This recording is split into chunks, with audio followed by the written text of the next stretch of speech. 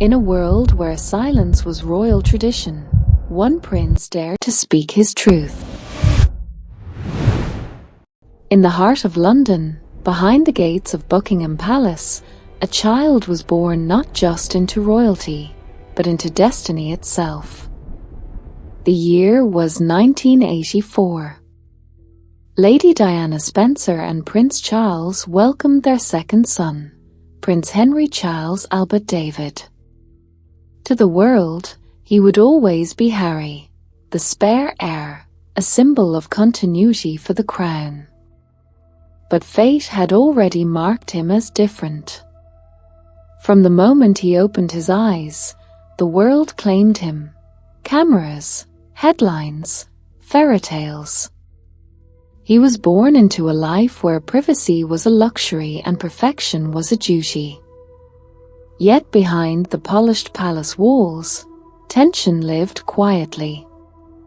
The royal family demanded obedience, but within that gilded cage grew a boy whose heart longed for freedom. Harry's early years were surrounded by tradition, royal tutors, guards, endless lessons on decorum. But amid the ceremonies and photo calls, one light burned brighter than all. His mother, Princess Diana. She was unlike anyone the monarchy had ever seen, compassionate, rebellious, and loved by millions. Diana's devotion to her sons was fierce. She wanted them to understand life beyond palace gates, the real world, the pain of others, the beauty of ordinary kindness. She took them to amusement parks, burger joints, homeless shelters, and hospitals. Those simple trips became lessons of the heart. Harry saw his mother hold hands with AIDS patients when the world still turned away, till he watched her comfort crying children in war-torn lands. To Harry, she wasn't just a princess. She was proof that humanity could exist even within the cold stone of monarchy. Then came 1997. A car crash in a Paris tunnel shattered the world. Princess Diana was gone. Harry was 12. Millions wept, yet inside the palace, grief was locked away.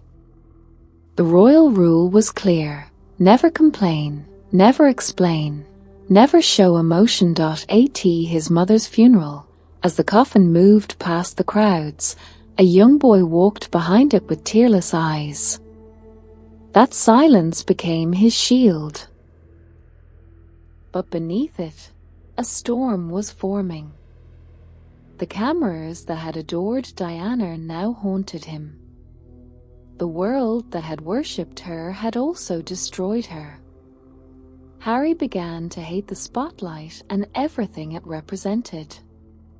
His teenage years were turbulent. At Eton College, he was charming and quick-witted but restless and rebellious.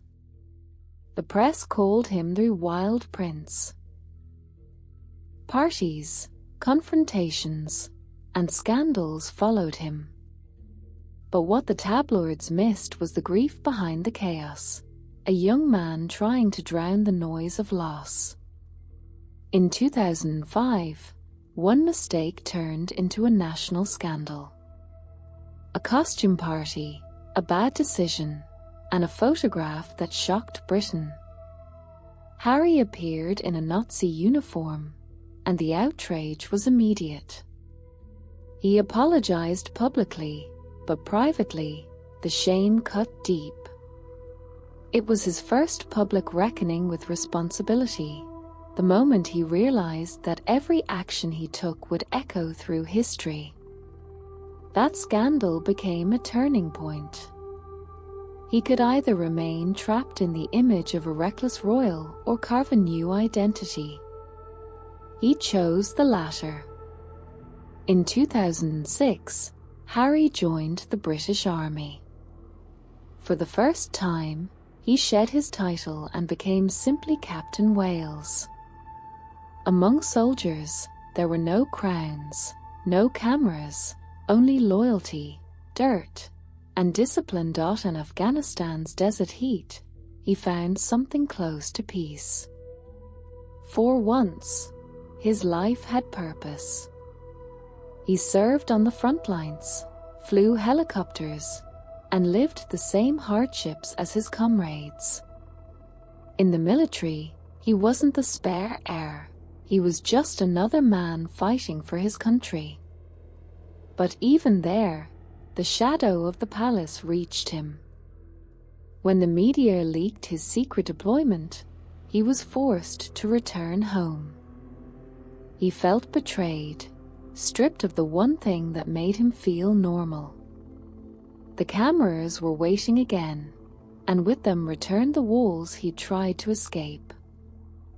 As he stood before those flashing lights once more, Harry realized that no matter how far he ran, the crown would always follow. He could change his uniform, his location, even his identity, but not his bloodline.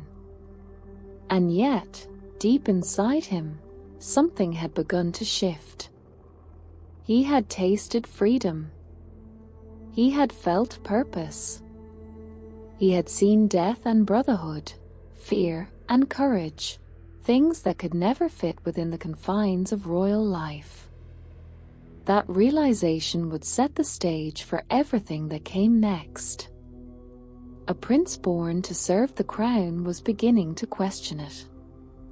The boy who had once walked behind his mother's coffin was becoming a man ready to walk away from the world that broke her.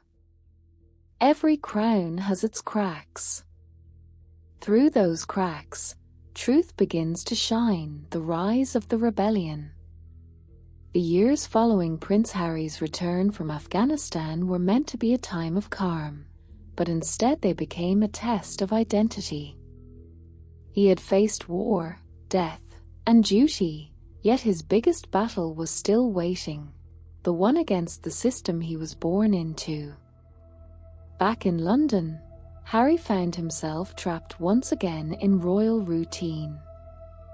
Every public appearance was carefully planned, every gesture analyzed.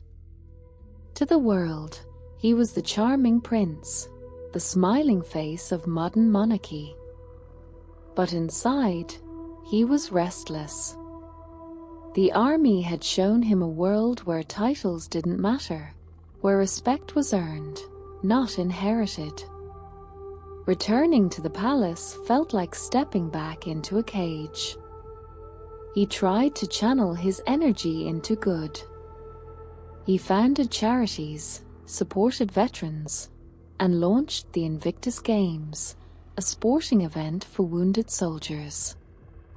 The project was a reflection of his own scars, both visible and hidden. Through Invictus, Harry showed the world that resilience could be noble too. But even as his reputation began to heal, the media's obsession only grew stronger. Every step he took, for years, the tabloids linked him with women he barely knew. They called him the repartee prince, ignoring the work he was doing behind the scenes. He laughed it off publicly, but in private, the pressure gnawed at him. His mother's ghost still followed him, the same flashbulbs, the same hunger for scandal, the same invasion of every personal moment. He often wondered if peace was possible for someone like him. Then, in 2016, a new chapter began. Her name was Meghan Markle. She was an actress, biracial, American, outspoken, everything the royal world was not. Their meeting was unexpected, arranged by a mutual friend.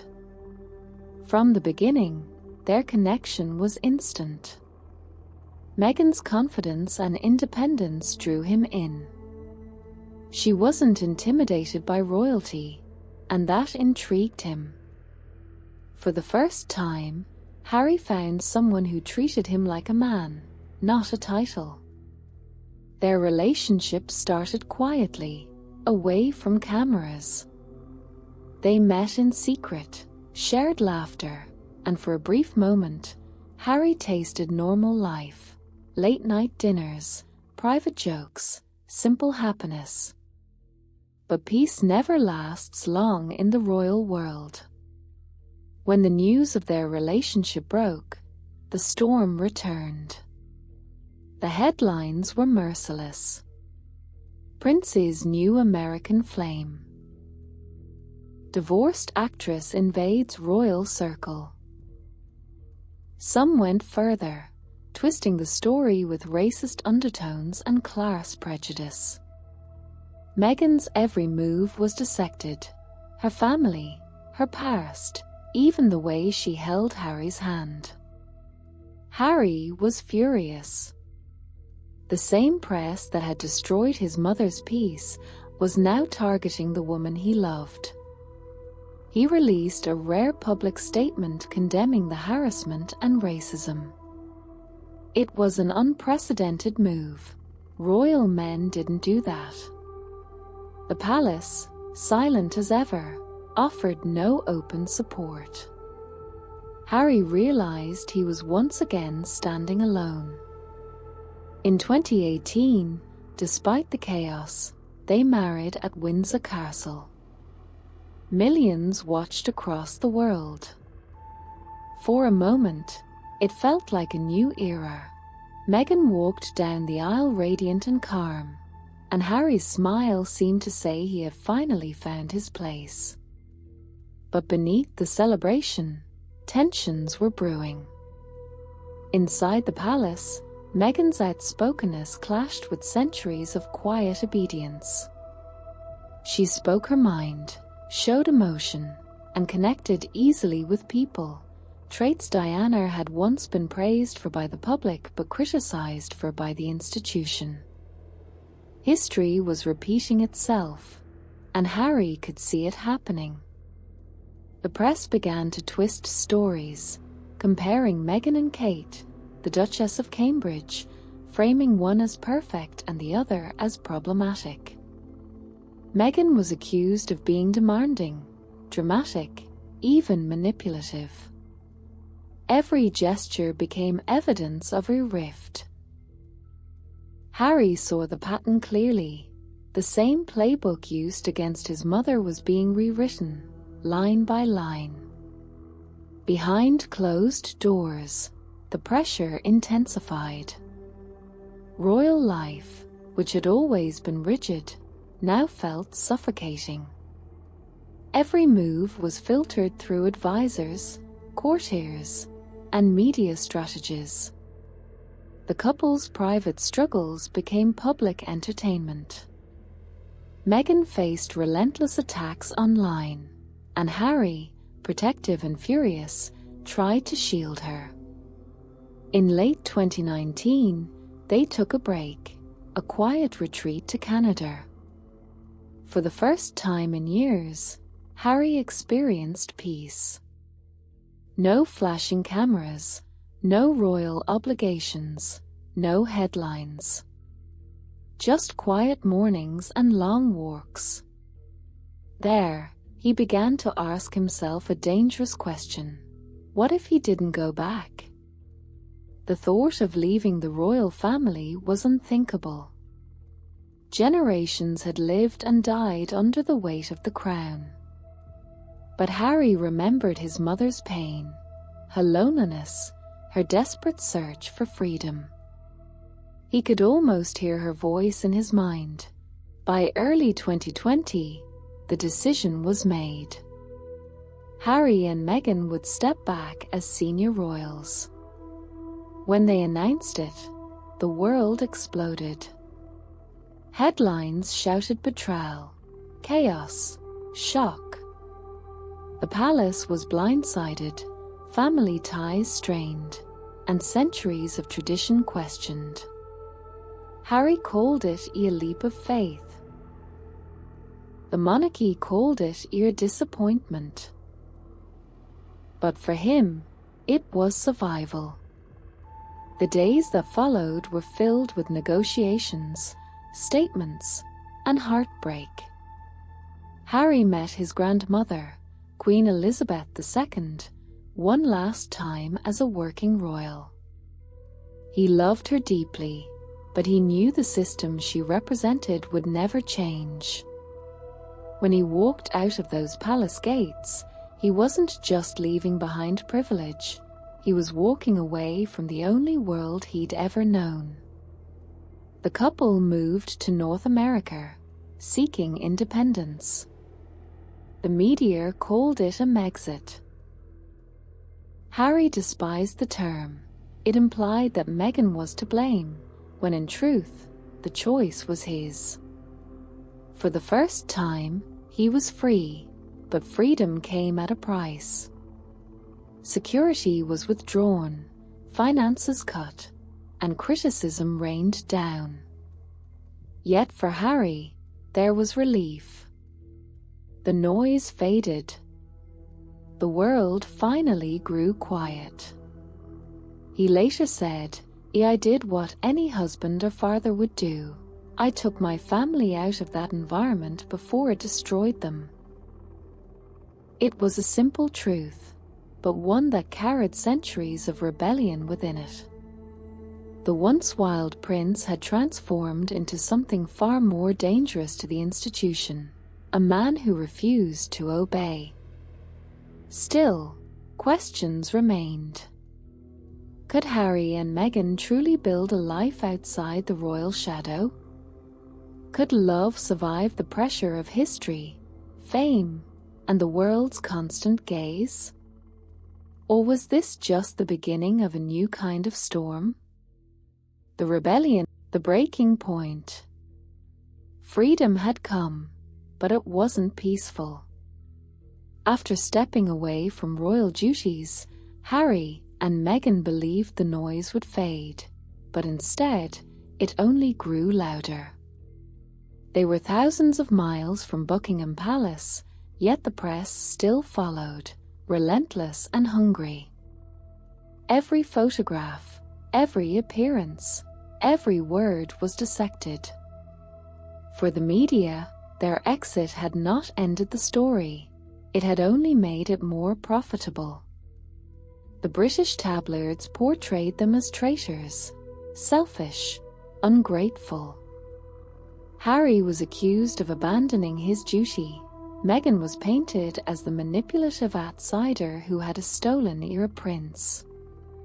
The narrative was cruel and familiar, a modern echo of what Diana had faced decades before.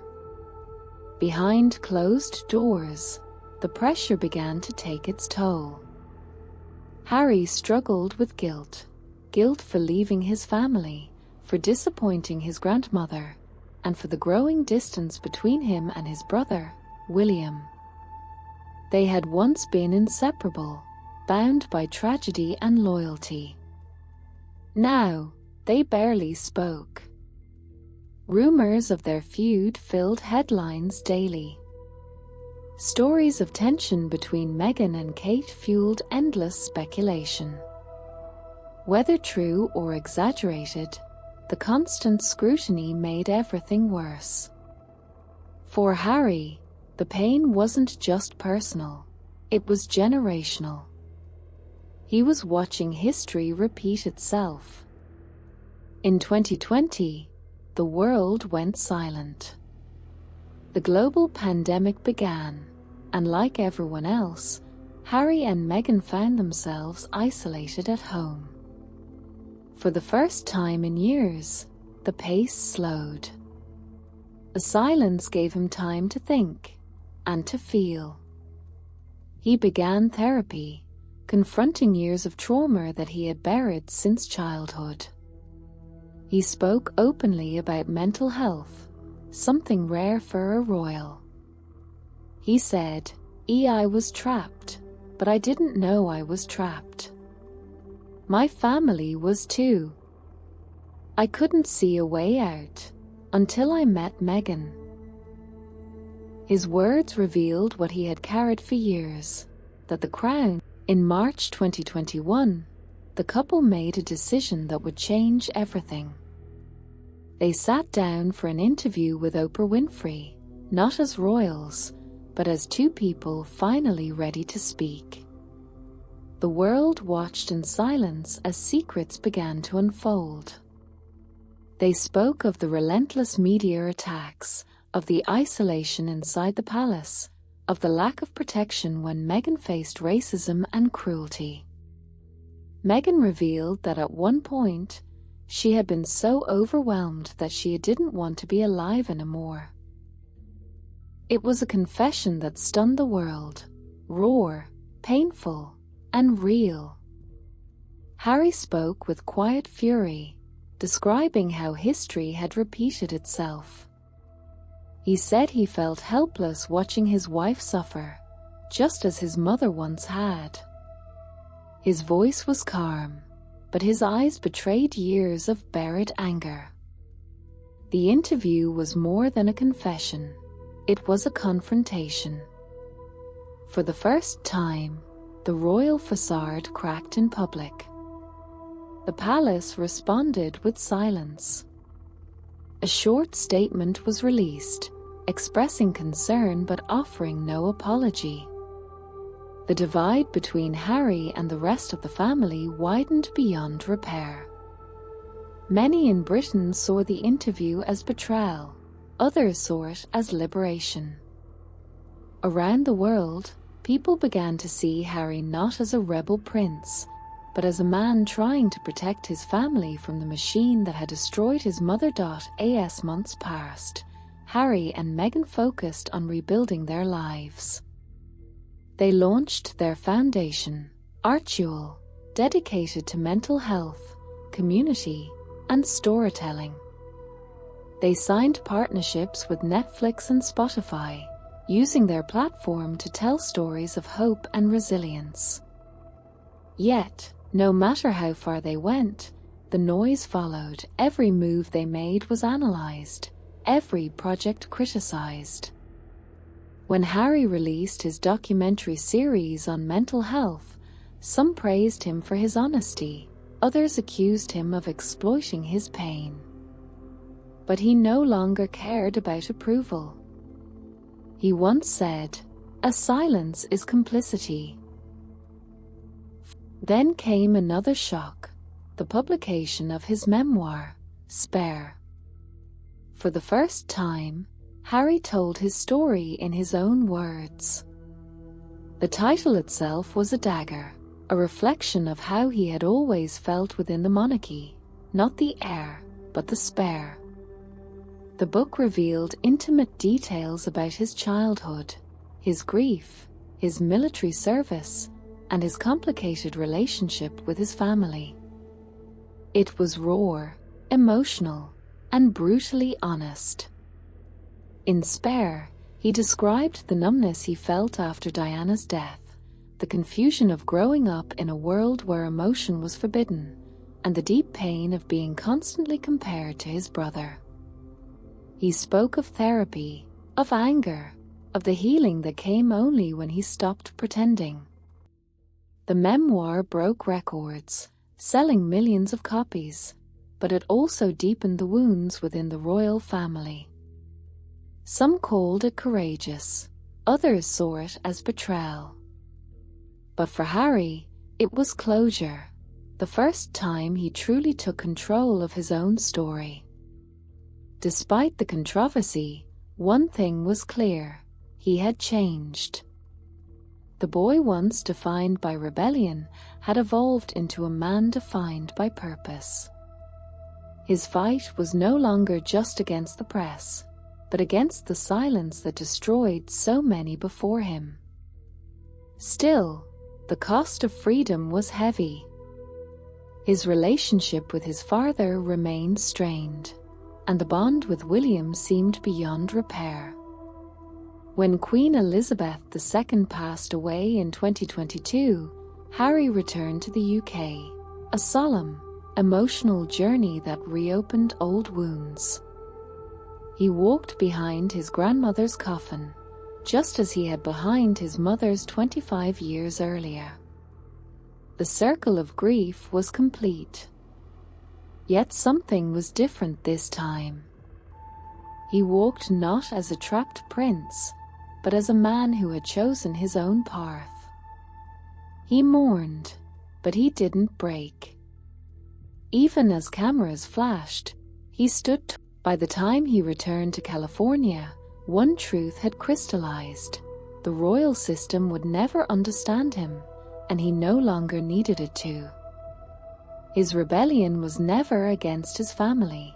It was against the cycle of pain that the crown demanded. Freedom, he realized, wasn't about leaving the palace. It was about reclaiming his voice. As he watched his son, Archie, play under the California sun, far from the cold marble halls of his childhood, Harry finally understood the meaning of peace. The cycle that had taken his mother would end with him. For the first time, the rebel prince was truly free. Legacy of the Rebel Prince. Years had passed since Harry and Meghan stepped away from royal life. The world had changed, and so had he. What began as rebellion had become a movement, a quiet, human fight for identity, truth, and peace. California's sunlight replaced London's rain. The rhythm of his life was slower now, mornings with his children, evenings spent working on projects that mattered to him. The noise of the palace was far behind, but the lessons it taught him were never forgotten. Every scar, every memory, every loss had shaped the man he had become. In his new life, Harry wasn't surrounded by guards or courtiers. He was surrounded by people who saw him as human, not as royalty.